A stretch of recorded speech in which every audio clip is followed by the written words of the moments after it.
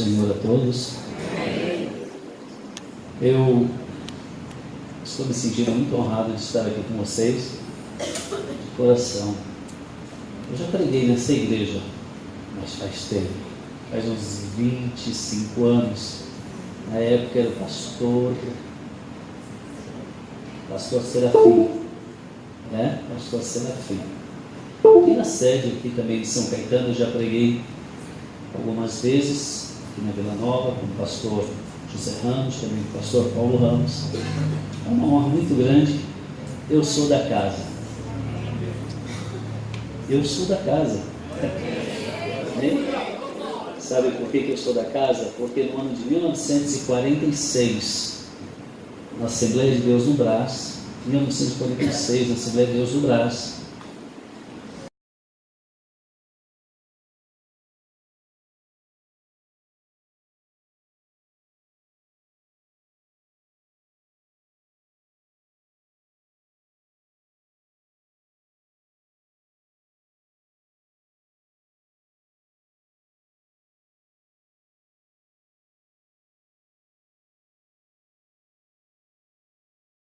são literalmente fundadores da igreja em Vila Nova, junto com o pastor José Ramos.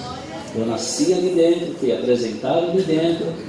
A minha mãe, que tem 65 anos, nasceu ali dentro, na Vila Nova, foi apresentada, batizada ali dentro. Então, eu sou da casa. Eu estava, desde 1994, 93, eu estou fora do Brasil. Eu recebi um convite, uma chamada para fazer ganhei uma bolsa, na verdade, para estudar, para fazer um curso superior em História de Israel e da Igreja. Sou nascido aqui em Palmares, e família humilde, simples, mas na chamada Deus, Ele nos honrou. E ganhei uma bolsa para estudar na Suíça. Foi bolsa, ganho para estudar em Lausanne, na Universidade Emmaus de Lausanne, na Suíça. Eu tinha 21 anos de idade quando para lá fui.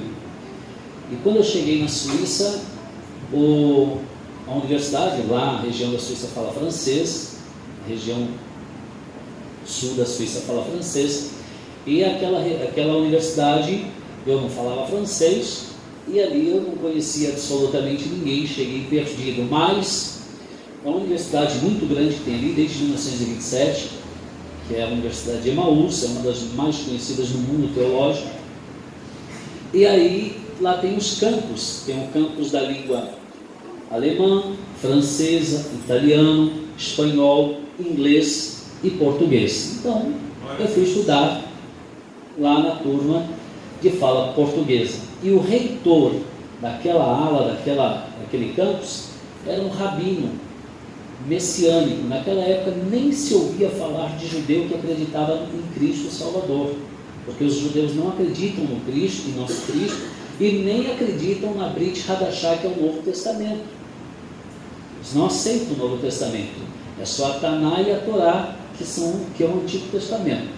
Pois este rabino chamado Avraham Abba, ele não teve filhos. E tem duas coisas que é honra para o judeu, o homem judeu, e também para a mulher. O homem judeu são duas honras: ele ter barba e gerar filhos. E a honra maior da mulher judia é gerar filhos. Quantos? Eles não evitam. Quantos filhos puder ter, eles têm. Isso é honra para o judeu desde sempre. E o Avraham Abba, que era um rabino messiânico, não teve filhos, aí ele praticamente me adotou. Foi onde eu fui morar com a comunidade judaica em Genebra, na Suíça. E passaram-se 25 anos. De lá fui para os Estados Unidos, fiquei 7 anos, voltei para a Europa, na Itália, mais 14 anos. E o Senhor, nesse período, me levou a 40 nações pregando a palavra dele.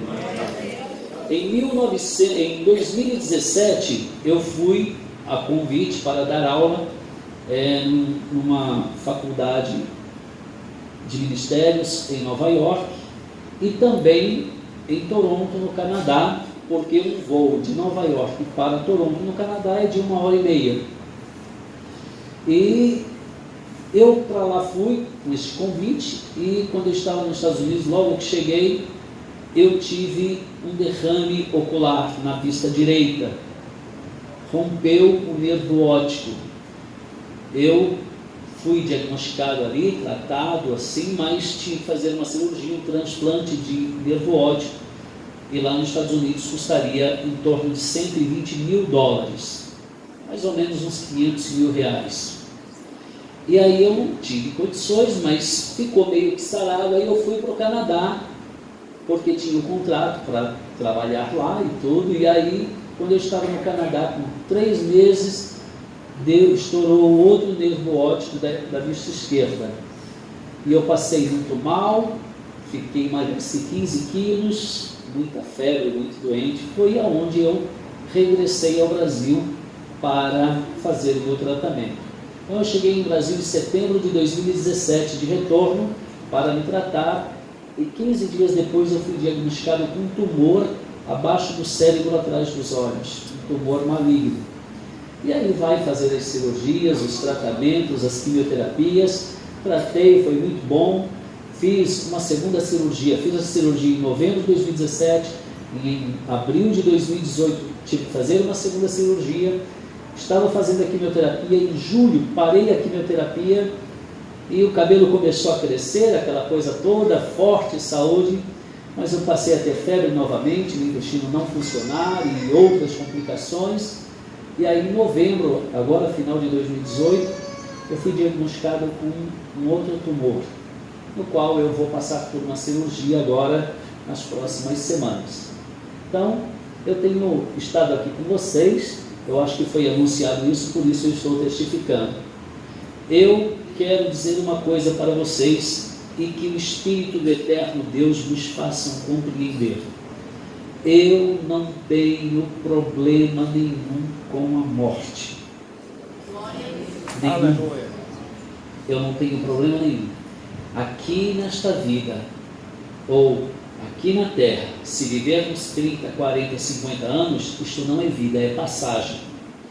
Nós temos uma promessa na eternidade, de vida eterna. Se lá é vida eterna, então aquilo é vida, isto aqui é passagem. Portanto, você como um bom cristão, coloca na sua alma isto: a morte é o maior fenômeno da vida. Não tenho preocupações nenhuma. Estou fazendo a minha parte, estou me tratando. Mas se o Senhor me levar, fique sabendo, eu sou o homem mais feliz e mais realizado que eu conheci nesta terra. Em 46 anos, abri 39 igrejas. Nos meus braços eu batizei mais de 10 mil pessoas. Já escrevi 15 livros, já preguei em 40 países, em todos os estados do Brasil. Já li a Bíblia inteira 175 vezes, em mais de 3.500 livros. Eu sou o homem mais feliz que eu conheço.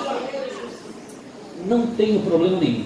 Se Deus me der mais um ano, mais 10, mais 20, enquanto eu viver, viverei para Deus e para pregar o Evangelho da salvação. Amém?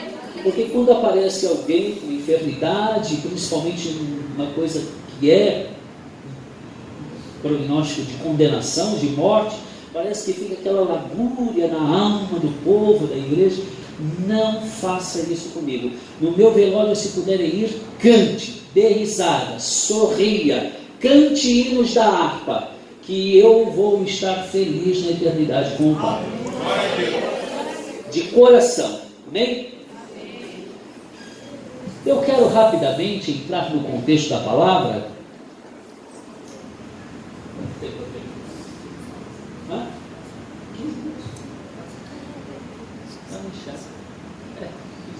20 minutos. Tá bom.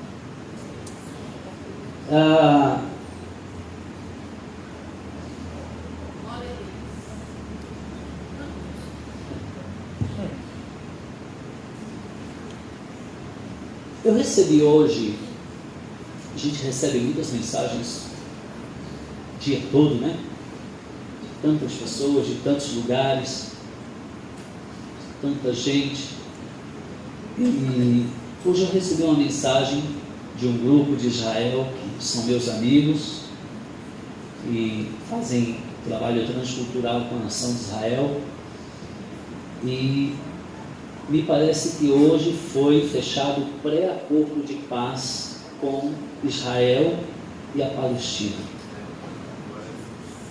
Um pré-acordo de paz com Israel e Palestina implica-se na construção do terceiro templo. O que eu gostaria de falar aqui, não dá para me falar em 20 minutos, então eu nem vou entrar. Não tem como, é impossível. Impossível ler a Bíblia tantas vezes e falar ela em 15, 20 minutos. Isso é impossível, em qualquer lugar do planeta. Mas, isso me trouxe um despertamento, e eu quero trazer para vocês apenas um parecer, porque na verdade, eu não conseguirei pregar o que eu pretendia ministrar, mas isso me trouxe uma sacudida na minha alma, nas minhas emoções, na minha fé, no meu sentimento, em receber essa mensagem, que é algo muito esperado. Muitas coisas estão acontecendo no mundo, muitas coisas. A igreja, ela está desapercebida. Eu me lembro quando eu era criança, que ia na Vila Nova, nas Santas Ceias, os meus avós que me levavam, eu cresci ali, eu fui criado pelos meus avós, cresci ali dentro, e eu me lembro que era quase impossível um culto de Santa Ceia não haver pelo menos uma profecia. E as profecias, elas eram tudo no final dizendo: eu estou voltando, eu estou convosco. Era muito comum naquela ocasião nós ouvirmos testemunhos de pessoas testificando que tinham sido arrebatadas. Olha, o Senhor me levou na glória, me mostrou tal coisa, tal situação, tal assim, tal. Hoje não se ouve mais esse tipo de coisa. E a palavra de Deus, ela... Eu tenho uma tia também, nascida dentro da Assembleia de Deus na Vila Nova, que ela há muito tempo está fora da igreja. E a semana passada, conversando com ela, mora aqui próximo, eu conversando com ela sobre ela tomar uma decisão na vida. Ela disse assim: a minha mãe, quando eu era criança, na Assembleia de Deus, ela puxava a nossa orelha dizendo: Jesus está voltando. Eu estou com 70 anos, farei 70 anos, ela vai fazer agora dia 8 de março, 70 anos eu vou fazer, e esse Jesus não voltou ainda. Essa foi a resposta de uma pessoa que perdeu a esperança. E muitas pessoas estão fora das igrejas justamente porque perderam a esperança. Eu me lembro quando foi virar do ano 99 para o ano 2000, porque nós estamos relativamente próximo da praia, 30, 40, 50 quilômetros de Santos, só descer a serra. Então, virada de ano, um vai para cá, outro vai para lá, viagem, interior, roça, e vai os parentes, é normal.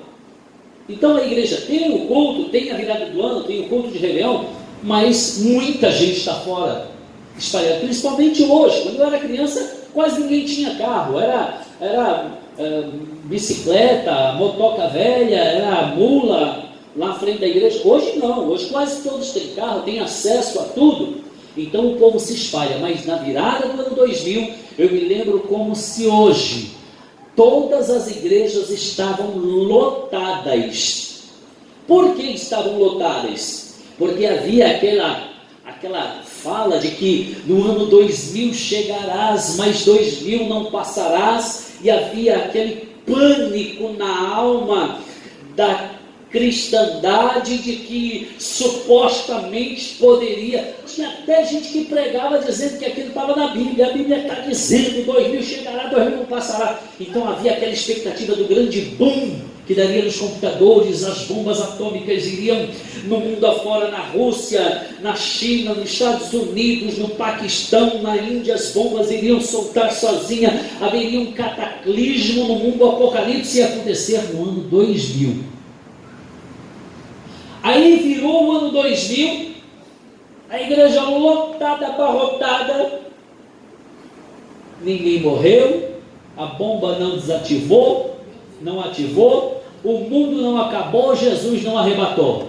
Aí todo mundo... Até o ano 2000, os congressos, festividades, conferências, convenções, ele vem, Jesus está voltando, ele está aí, esteja preparado, vestes brancas, era tudo assim. Passou o ano 2000, não existe mais tema de arrebatamento nos congressos e festividades. Aí entrou aquela coisa universalista do neopentecostalismo de fazer as campanhas de autoajuda. Agora, a maior prioridade da igreja já não é mais o arrebatamento, é a autoajuda. E com esse mesmo universalismo neopentecostal veio a prosperidade. Agora nós vamos lutar para nos dar bem na vida. E assim a igreja foi migrando de modinha em modinha, de costuminhos em costuminhos, e a Igreja Universal começou a reger as regras para as igrejas, como elas constroem catedrais gigantescas, aquela multidão de gente nos estádios, parecia que tinha que ser feito aquilo ali para dar certo, igual dava com eles. Aí as igrejas começaram a se descambar, sem um propósito chamado arrebatamento. A igreja se perdeu no seu sentido e na sua identidade. Queridos, atenta para esta palavra. Deus trabalhou 6 dias e descansou no 7º. É isso? Está na Bíblia? Deus trabalhou 6 dias e descansou no 7º, no Shabat. Shav, 7, Shabat. Deus descansou no sábado. Um dia para o Senhor é como 1000 anos. 1000 anos é como um dia. Isso está em 2 Pedro, capítulo 3, o verso 8. Um dia para o Senhor é como 1000 anos. 1000 anos é como um dia.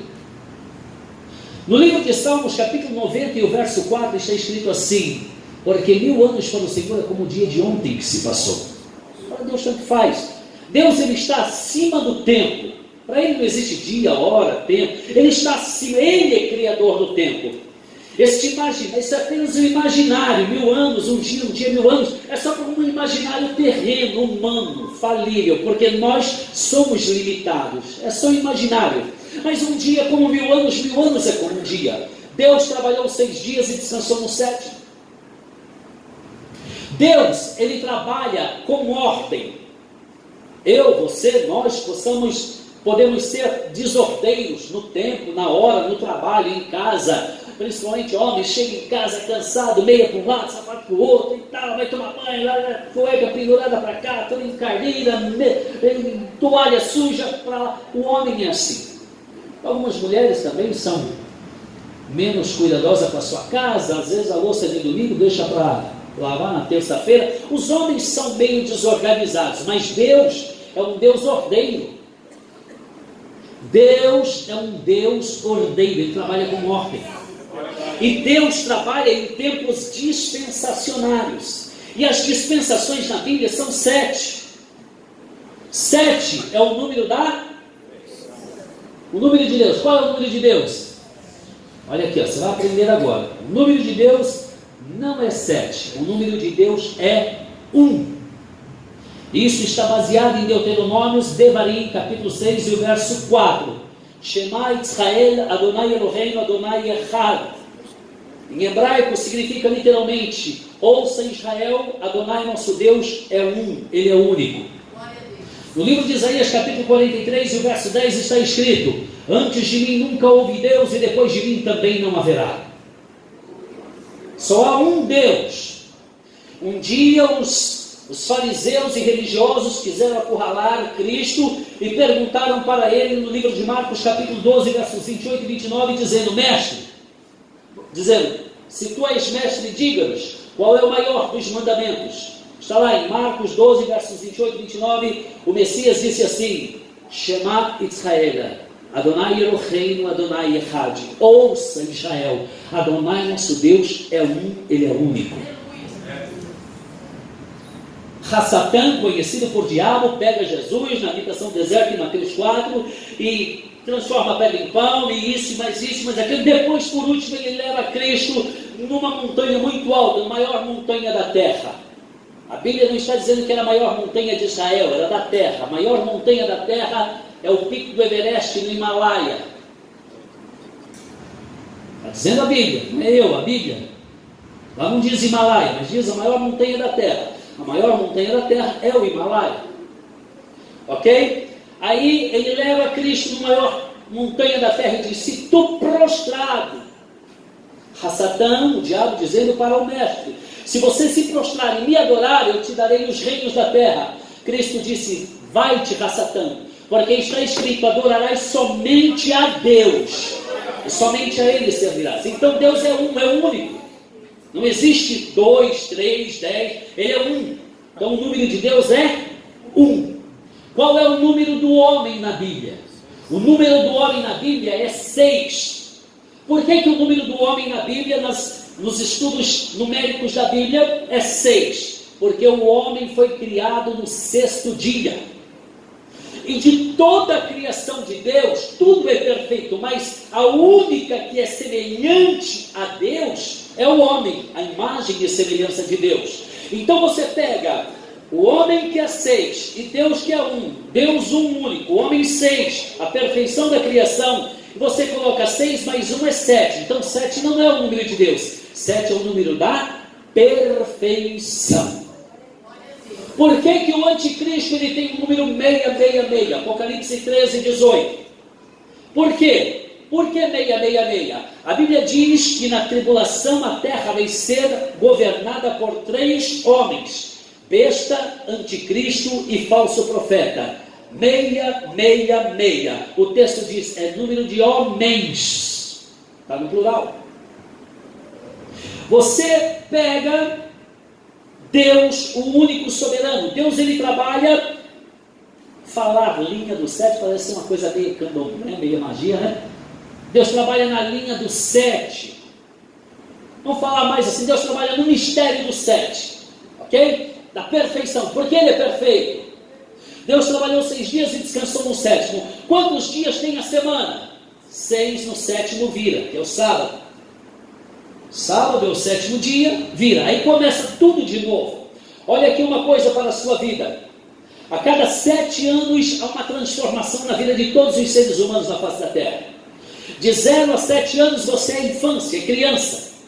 De 7 Você é uma pré-criança. De 7 a 14 você vai para a pré-adolescência. 14, adolescente. De 14 a 21 você é jovem. De 21 a 35 você é adulto. De 35 a 42 você vai para a fase adulta, para a fase homem, para a fase mulher, para a fase maturidade. A cada 7 anos há uma mudança na vida. Você pode passar uma tribulação 6 anos, mas pode marcar, no 7º ano vai mudar a sua história.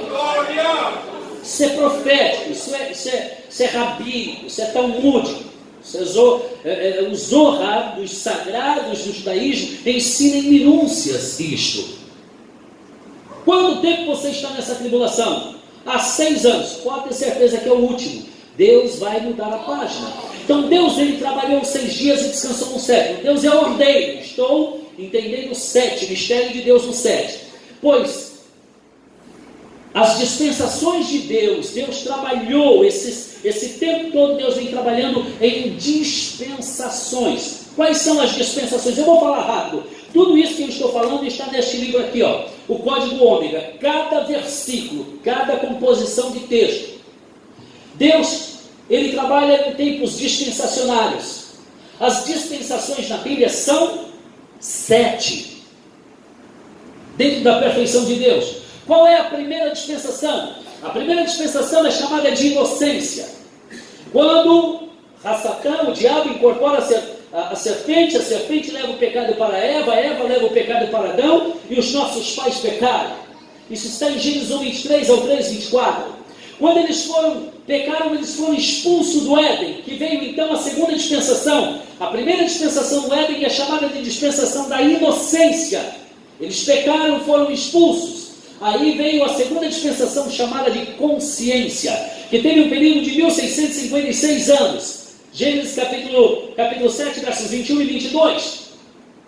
A terceira dispensação, a primeira inocência, a segunda consciência, a terceira dispensação é chamada de dispensação dispensação noética, inocência, consciência, governo humano é a dispensação de Noé. A terceira dispensação, que teve um período de 427 anos, Gênesis capítulo 10, 25 e capítulo 11, do 10 ao 19.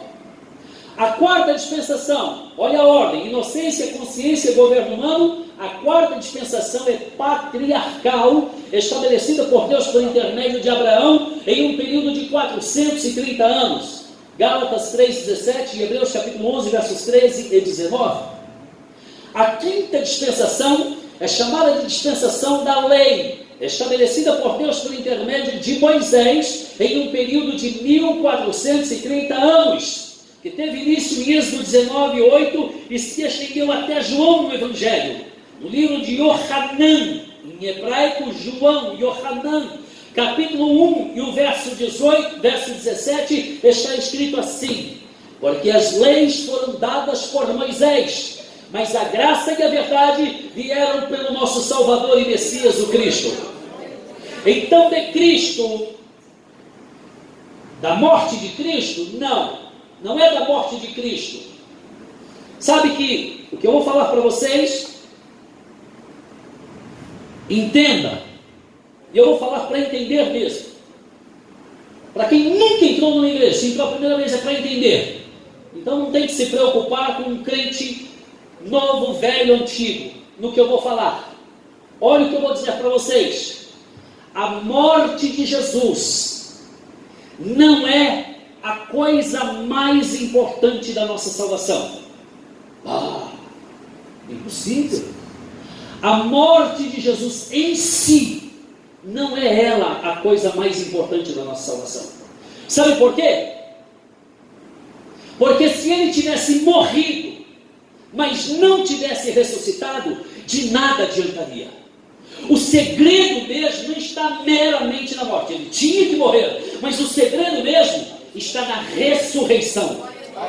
O apóstolo Paulo fala em 2 Coríntios capítulo 5, ele diz: se Cristo tivesse morrido, mas não tivesse ressuscitado, em vão seria a nossa fé e a nossa pregação. Então o segredo está na ressurreição, da ressurreição de Cristo. Por isso que a Bíblia diz que Ele é o primogênito da ressurreição e nele ressuscitaremos para a vida eterna. Da ressurreição de Cristo até hoje, já se passaram 2000 anos. A primeira dispensação é chamada, então, vamos lá recobrar, inocência. A segunda, consciência. A terceira, governo humano. A quarta, patriarcal. A quinta dispensação, lei. A sexta dispensação, que é inaugurada com a ressurreição, é a graça. Ninguém, absolutamente ninguém, está dentro de uma igreja porque ele é autossuficiente, é capaz, é soberano, é o sabichão, é o espiritual elevado. Ninguém está por mérito. Todos nós cá estamos por graça e misericórdia do nosso Salvador. É puramente por graça. Não tem teologiazinha, teologia zona, é porque a escola dominical é boa, ou porque o músico é bom, ou porque o pastor é fera, ou porque a nossa administração é exímia. Não existe nada disso. Todos nós somos e estamos porque a graça de Cristo nos alcançou. Então nós estamos vivendo da ressurreição até hoje. Digamos que no nosso pagão calendário 2019 anos, porque estamos no ano 2019. Se você pegar da queda de Adão, da inocência até hoje, sabe quantos anos se passou? 7.000 anos. Quando nós entramos no ano 2007 do nosso calendário, porque o nosso calendário é pagão, é romano, é chamado de calendário gregoriano. Eu falo isso neste livro, Os Pecados da Minha Religião. O calendário gregoriano, ele tem 365 dias, mais o bissexto a cada 4 anos. O calendário judaico é lunar, tem 352 dias. E a cada 4 anos tem um mês a mais. São 13 meses, sendo que o último mês tem só 27 dias do bissexto lunar judaico. Quando nós entramos no ano 2007, deste calendário romano, católico, pagão que nós temos, que é o gregoriano, nós, na verdade, estávamos entrando no ano 7000 do calendário lunar corrido de Israel. O que isto quer dizer? Deus trabalhou 6 dias e descansou no 7º. De Adão até Moisés, 2000 anos ou 2 dias. De Moisés até Cristo, mais 2000 anos são 4, 1000 anos ou 4 dias. De Cristo até hoje, mais 2000 anos são 6.000 anos ou 6 dias. Quando nós entramos no ano 2007 desse calendário, nós entramos no ano 7000 ou no 7º dia, que é o Shabat, que é o ano ou dia do descanso do Senhor. Ou seja, desde com os meses, se for contar os meses nos anais da história, dentro do calendário judaico, que tem o 13º mês a mais, nós vamos para o ano 2014. Ou seja, de 2014 para cá, há 5 anos, nós já estamos vivendo no dia do descanso do Senhor. O que isto quer dizer? Isto quer dizer que não falta absolutamente mais nada para o Eterno dar a ordem do soar do chofar ou das trombetas e a igreja de Cristo ser tirada da face da terra. Eu disse numa igreja há pouco que o que eu disse aqui, eu não tenho problema com a morte, para mim morrer não é problema nenhum. Aí depois, na fala toda melancólica, toda religiosa do cidadão amado que estava na direção, ele dizia: eu não quero morrer, eu quero ser, desculpe irmão, mas eu quero ser arrebatado. Eu falei: eu tenho réplica? Eu tenho réplica? Não, eu posso explicar por quê. E você vai se surpreender com mais uma coisa. E ele me deu a oportunidade. Isso foi numa igreja aqui em Guarulhos. Ele me deu a oportunidade. Eu falei: é o seguinte, no livro de 2 Tessalonicenses, capítulo 4, no 1 Tessalonicenses, capítulo 2, 2 Tessalonicenses, capítulo 4, Paulo fala a mesma coisa. Ele está dizendo assim, ó: amados, está dizendo para a igreja de Tessalônica: amados, de maneira nenhuma sejam ignorantes quanto ao que eu vou falar. Olha lá Paulo dizendo.